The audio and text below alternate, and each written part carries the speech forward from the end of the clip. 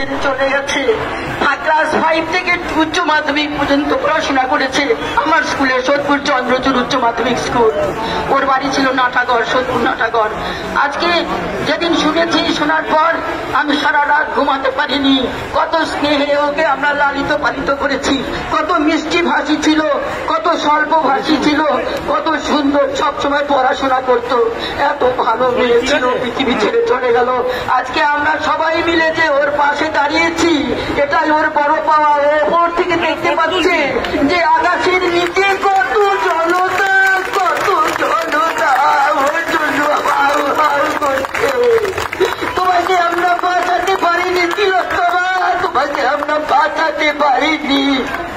আজকে তোমার মা বাবা এখানে আসবে, কত যন্ত্রণা, কত কষ্ট মায়ের। আমরা তো ওর শিক্ষিকা, আমরা পারছি না থাকতে, আমাদের রাতের পর রাত ঘুম হচ্ছে না। আজকে কি করে বাঁচবে ওর মা, কি করে বাঁচবে ওর প্রেমিক ছেলেটি? কোন তমসায় হাঁটছে, কি করে ওর এই ভ্যালেন্টাইন ডে ও পালন করবে? কোন তমসায়, কি করে? মাগো, তুই কত কষ্ট পেয়েছিস, তুই কত কষ্ট পেয়েছিস, কত ডেকেছিস, তোর টিচারদের ডেকেছিস, মাকে ডেকেছিস, বন্ধু বান্ধবকে ডেকেছিস, কেউ সাড়া দেয়নি, কেউ শুনতে পায়নি, সবাই শুনতে পেয়েছে। চলে গেছিস মা। ওপর থেকে তুই দেখ, তোর জন্য তোর পাশে কত জনতা, কত জনতা। আমি পারছি না। ওর মা বাবা কি করে থাকবে, কি করে থাকবে একলা?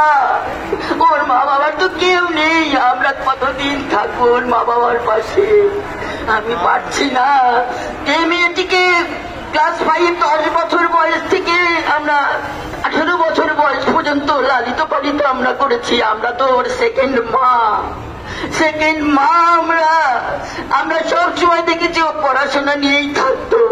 আমার বাড়ি দমদম বেতিয়াপাড়া, আমার বাড়ি, আমার স্কুল সোদপুর চন্দ্রচূড় উচ্চ মাধ্যমিক স্কুল।